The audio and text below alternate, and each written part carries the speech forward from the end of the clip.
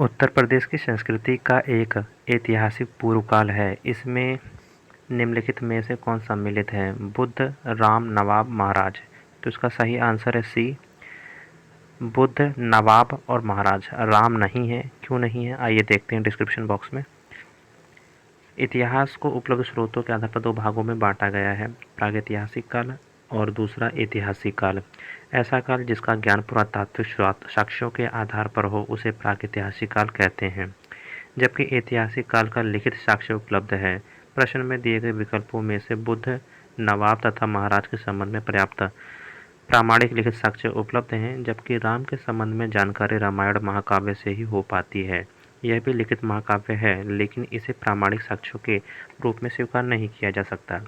रामायण कालीन स्थलों से प्राप्त पुरातात्विक साक्ष्यों का रामायण में उल्लिखित घटनाओं से सामंजस्य स्थापित अभी तक पूर्ण रूप से नहीं हो पाया है। अभी इस पर शोध कार्य जारी है। साक्ष्यों में सामंजस्य का अभाव इसलिए भी है कि रामायण महाकाव्य की रचना घटना के बहुत बाद में की गई है, अतः इस काल से संबंधित स्तरों से मिले साक्ष्यों से इसकी पुष्टि नहीं हो पाती है। चूँकि रामायण को ऐतिहासिक साक्ष्य नहीं माना जाता, साथ ही राम के बारे में जानकारी अन्य किसी ग्रंथ से न होने के कारण राम को ऐतिहासिक पूर्व काल में नहीं रखा जा सकता। हालांकि इस पर अभी और शोध की आवश्यकता है। गाजियाबाद जनपद में आलमगीरपुर से प्राप्त पुरातात्वीय सामग्री प्रतिबिंबित करती है हड़प्पा संस्कृति, वैदिक संस्कृति, मौर्य संस्कृति, गुप्तकालीन संस्कृति। इसका सही आंसर है हड़प्पा संस्कृति। मेरठ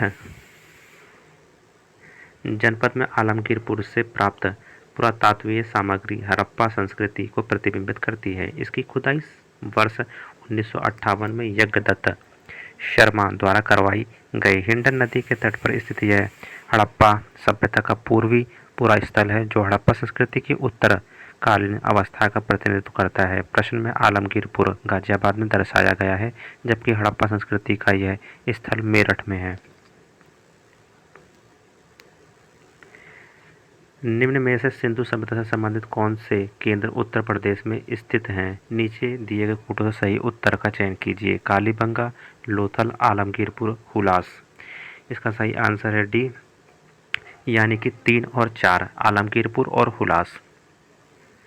कालीबंगा राजस्थान में तथा लोथल गुजरात में स्थित है। आलमगीरपुर उत्तर प्रदेश के मेरठ जिले में तथा हुलास सहारनपुर जिले में स्थित है। अतः स्पष्ट है कि इसका अभिष्ट उत्तर विकल्प डी होगा। देवबंद आंदोलन यूपी संयुक्त प्रांत में किस वर्ष में प्रारंभ हुआ था? तो इसका सही आंसर है 1866 ईसा में। देवबंद आंदोलन की शुरुआत मौलाना हुसैन अहमद एवं अन्य लोगों द्वारा 1866 ईसा में देवबंद यूपी संयुक्त प्रांत में दार उल उलूम की स्थापना के साथ हुई थी। उत्तर प्रदेश की सांस्कृतिक विरासत के संदर्भ में निम्नलिखित कथनों में से कौन सा ऑब्लिक से कथन सही है या हैं?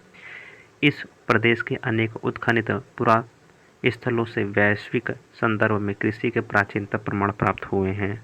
दूसरा, प्राचीनतम प्राप्त कृषि अन्न जौ और धान है। नीचे दिए गए कूट का प्रयोग करके सही उत्तर का चयन कीजिए। इसका सही आंसर है केवल 1। इस प्रदेश के अनेक उत्खनित पुरास्थलों में वैश्विक संदर्भ में कृषि के प्राचीनतम प्रमाण प्राप्त हुए हैं।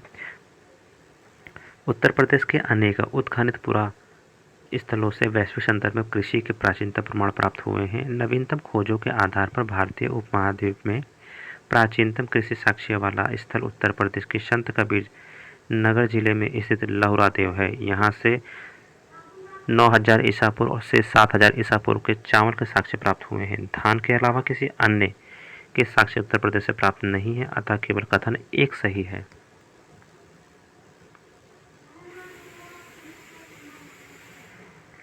बेगम समरू ने एक अति प्रसिद्ध चर्च का निर्माण करवाया। माउंट आबू में, नैनीताल में, सरधना में, कानपुर में। सही आंसर है सी, सरधना मेरठ में। बेगम समरू ने एक अति प्रसिद्ध चर्च का निर्माण मेरठ के निकट सरधना में करवाया था। बेगम समरू के पति एक यूरोपीय वाल्टर रेनहार्ड सांब्रे थे, जिन्होंने कई रियासतों को सैन्य सेवाएं प्रदान की थी। सांब्रे को बंगाल के नवाब नजफ खां ने सहारनपुर के रूहेला सरदार जब्त खां को हराने में प्रमुख भूमिका के कारण सरधना की जागीर प्रदान की थी। सांभरे का स्थानीय नाम अपभ्रंशित होकर समरू हो गया था। अपने पति की मृत्यु के बाद बेगम समरू सरधना की शासिका बनी थीं। नवाब शुजाउद्दौला की बेगम का प्रसिद्ध मकबरा बहू बेगम का मकबरा निम्नलिखित में से किस स्थान पर अवस्थित है? आजमगढ़, लखनऊ, प्रयागराज, फैजाबाद। सही आंसर है फैजाबाद।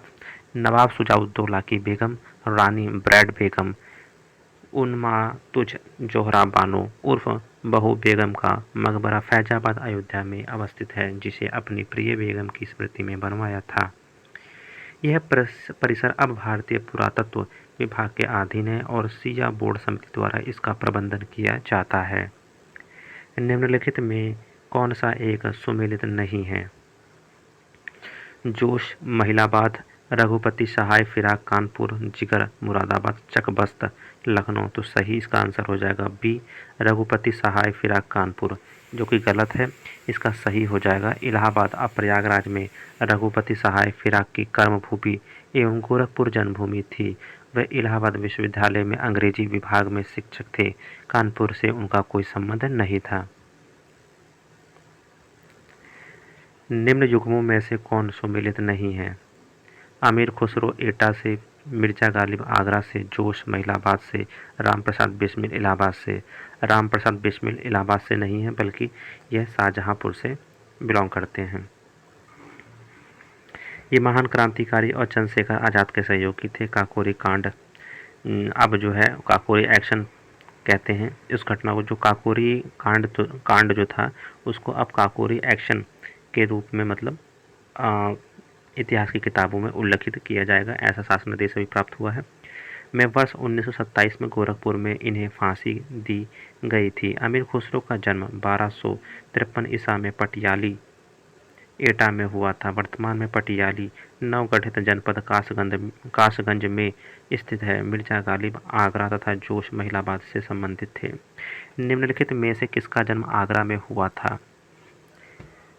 मीर अमीर खुसरो फिराक गालिब। तो इसका सही आंसर है ए और डी, मीर और गालिब दोनों लोगों का हुआ था, इसलिए यह जो प्रश्न है आयोग के द्वारा निरस्त कर दिया गया था। भारत सरकार के संस्कृति मंत्रालय ने आज़ादी का अमृत महोत्सव के एक अंग के रूप में जून 2021 में शहीद राम प्रसाद बिस्मिल की जयंती उत्तर प्रदेश में निम्नलिखित में से किस स्थान पर मनाई? तो इसका सही आंसर हो जाएगा शाहजहांपुर। 11 जून 2021 को केंद्रीय संस्कृति और पर्यटन मंत्रालय द्वारा आज़ादी का अमृत महोत्सव के हिस्से के रूप में राम प्रसाद बिस्मिल के जन्म स्थान उत्तर प्रदेश के शाहजहांपुर में उनकी जयंती के अवसर पर विशेष समारोह आयोजित किया था। 11 जून 1897 को शाहजहांपुर में पंडित राम प्रसाद बिस्मिल का जन्म हुआ था। उन्होंने योगेश चंद्र चटर्जी एवं सचिंद्र नाथ सान्याल के साथ मिलकर अक्टूबर 1924 में हिंदुस्तान रिपब्लिक एसोसिएशन की स्थापना की थी। काकोरी कांड में अशफाक उल्ला खां, रोशन सिंह एवं राजेंद्र राहिड़ी के साथ फांसी की सजा पाने वाले चौथे व्यक्ति पंडित राम प्रसाद बिस्मिल थे। इलाहाबाद में स्थित अल्फ्रेड पार्क का पुनः नामकरण किया गया था चंद्रशेखर आज़ाद के नाम पर। देखिए, अल्फ्रेड पार्क इलाहाबाद अब प्रयागराज में स्थित है। स्वतंत्रता संग्राम के दौरान ब्रिटिश पुलिस एवं भारतीय क्रांतिकारियों की मुठभेड़ के लिए यह प्रसिद्ध है। इस पार्क में ब्रिटिश पुलिस एवं चंद्रशेखर आज़ाद के मध्य मुठभेड़ हुई थी। जब चंद्रशेखर आज़ाद की पिस्तौल में मात्र एक गोली ही बची थी, तो ब्रिटिश पुलिस द्वारा जिंदा न पकड़े जाने के लिए उन्होंने अपनी कनपट्टी पर गोली दाग दी और शहीद हो गए। स्वतंत्रता के बाद इस पार्क का पुनः नामकरण चंद्रशेखर आज़ाद के नाम पर चंद्रशेखर आज़ाद पार्क रखा गया। मोतीलाल नेहरू बाल संग्रहालय स्थित है इलाहाबाद में नहीं, लखनऊ में। भारत कला भवन संग्रहालय अवस्थित है इलाहाबाद में, लखनऊ में, मथुरा में, वाराणसी में। तो सही आंसर है वाराणसी में। भारत कला भवन संग्रहालय वाराणसी में अवस्थित है। इसकी स्थापना वर्ष 1920 में राय कृष्णदास द्वारा की गई थी। चित्रकला के विकास में इसका महत्वपूर्ण योगदान है। निम्नलिखित में से कौन सा युग्म सुमेलित नहीं है? विंध्याचल मिर्जापुर में है, देवासरी बाराबंकी में है, हस्तिनापुर मेरठ में है, श्रृंगवेरपुर फैजाबाद में है, डी गलत है, श्रृंगवेरपुर जो है इलाहाबाद अब प्रयागराज जिले में स्थित है। महर्षि वाल्मीकि आश्रम स्थापित है बिठूर में। बिठूर कहाँ है? बिठूर जो है कानपुर में है। विख्यात भारतमाला मंदिर स्थित है वाराणसी में। भारत माता मंदिर वाराणसी के काशी विद्यापीठ परिसर में स्थित है। इसका निर्माण बाबू शिव प्रसाद गुप्त तथा शुभारंभ महात्मा गांधी द्वारा वर्ष 1936 में किया गया था। भारत माता की प्रतिमा संगमरमर की बनी हुई है और एक मॉडल के रूप में दिखाई पड़ती है। इसमें भारत के सागर, मैदान तथा पर्वत का प्रतिनिधित्व समूचे भारत का प्रतीक है। भारत माता मंदिर देवी या देवता की परंपरागत प्रतिमा नहीं है, किंतु भारत माता का वास्तविक मानचित्र है। सारनाथ स्थित है। सही आंसर है उत्तर प्रदेश में। उत्तर प्रदेश के वाराणसी जिले में स्थित एक प्रसिद्ध तीर्थ स्थल है, जहाँ महात्मा बुद्ध ने अपना प्रथम उपदेश 5 ब्राह्मण शिष्यों को दिया था। इसे धर्म चक्र प्रवर्तन कहा गया है। इसका अन्य नाम बौद्ध साहित्य में ऋषि पत्तन भी मिलता है। काशी के प्रसिद्ध श्रेष्ठी नंदी ने यहाँ बुद्ध के लिए एक विहार बनवाया था। मौर्य शासक अशोक ने इस स्थान की यात्रा कर यहाँ स्तूप एवं स्तंभ बनवाए थे। इसमें सिंह शीर्ष स्तंभ अत्यधिक प्रसिद्ध है। आगरा स्थित दयाल बाग संबंधित है राधा स्वामी पंथ से। आगरा स्थित दयाल बाग राधा स्वामी पंथ से संबंधित है।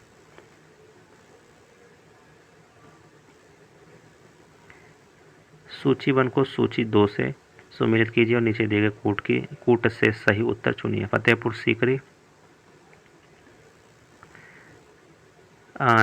इल्तुतमिश, जौनपुर सिटी सिकंदर लोदी, आगरा सिटी अकबर और जामा मस्जिद बदायूं फिरोज शाह तुगलक। तो उसका सही आंसर हो जाएगा ए और सही मिलान हो जाएगा। फतेहपुर सीकरी अकबर ने बनवाया था, जौनपुर सिटी फिरोज शाह तुगलक ने स्थापित की थी और आगरा सिटी सिकंदर लोदी ने, जामा मस्जिद बदायूं इल्तुतमिश ने। चुनारगढ़ में अनूप वेदिका है जिनकी वे हैं भर्तृहरि। चुनारगढ़ पूर्वी उत्तर प्रदेश के चुनार में स्थित है। 3400 वर्ग गज में। पहले इस गढ़ के अंदर सोनवा मंडप, 52 खंबा, सौर घड़ी तथा भर्तृहरि की समाधि आदि दर्शनीय विरासतें हैं। सूची 1 को सूची 2 से सुमेलित कीजिए और नीचे दिए गए कूट से सही उत्तर चुनिए। देखिए क्वेश्चन है, इसका सही आंसर हो जाएगा बी और सही मिलान हो जाएगा। हम लोग देख लेते हैं। कनक भवन अयोध्या में है, कामदगिरी पर्वत चित्रकूट में है, कालिंजर दुर्ग बांदा में है, देवाशरी बाराबंकी में है। फिर सूची 1 को सूची 2 से सम्मिलित कीजिए और सूची के नीचे दिए गए कूट का प्रयोग करते हुए सही उत्तर चुनिए। 84 गुंबद चित्रकूट, जामा मस्जिद, कुशीनगर, बौद्ध स्तूप, मुरादाबाद, कामदगिरी पर्वत, जालौन। इसका सही मिलान करना है। सही आंसर हो जाएगा सी और सही जो सुमेलन है उसको हम लोग देख लेते हैं। उत्तर प्रदेश में ऐतिहासिक इमारत और स्थान। 84 गुंबद जो है जालौन में है, जामा मस्जिद मुरादाबाद में है, बौद्ध स्तूप कुशीनगर और कामदगिरी पर्वत चित्रकूट में है। लखनऊ महाजनपद के संबंध में निम्न कथनों पर विचार कीजिए। कथन नंबर फर्स्ट, 18वीं सदी के उत्तरार्ध में नवाब आसफुद्दौला ने नगर को नियोजित तरीके से विकसित किया। ब्रिटिश काल में सर हरकोट बटलर ने इसके सुगठित विकास पर ध्यान दिया। महानगर की कुल भूमि के 23% भाग पर रिहायशी क्षेत्र पाया जाता है। उपर्युक्त कथनों में से कौन सा सही है? कूट 1 और 2 यानी कि बी सही है।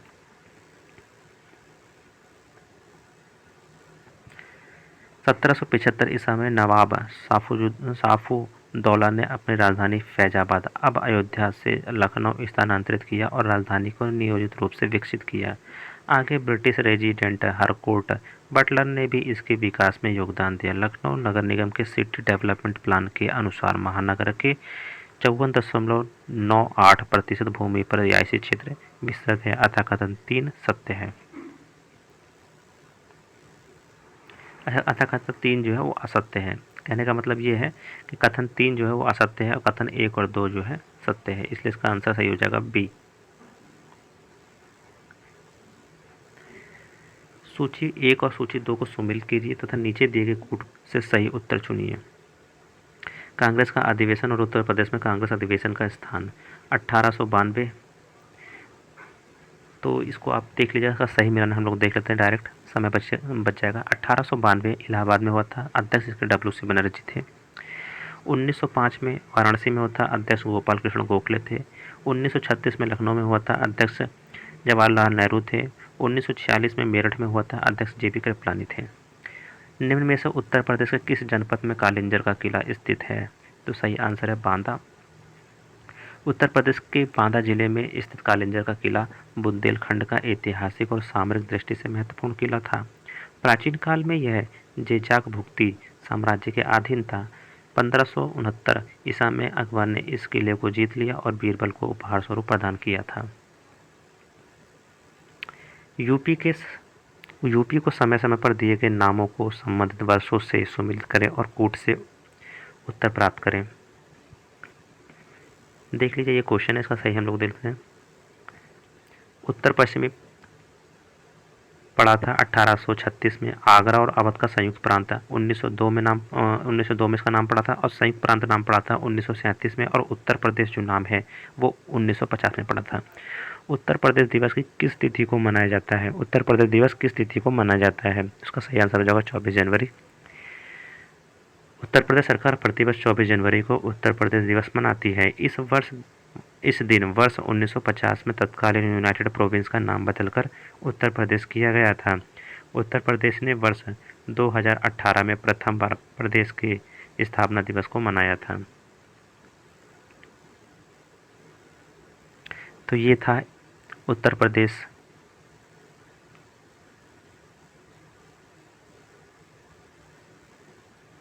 के ऐतिहासिक पृष्ठभूमि से संबंधित प्रश्न थे। और नेक्स्ट जो हमारा वीडियो बनेगा उसमें हम लोग जो है उत्तर प्रदेश से संबंधित कोई नया टॉपिक लेके आएंगे। तो आज के लिए इतना ही।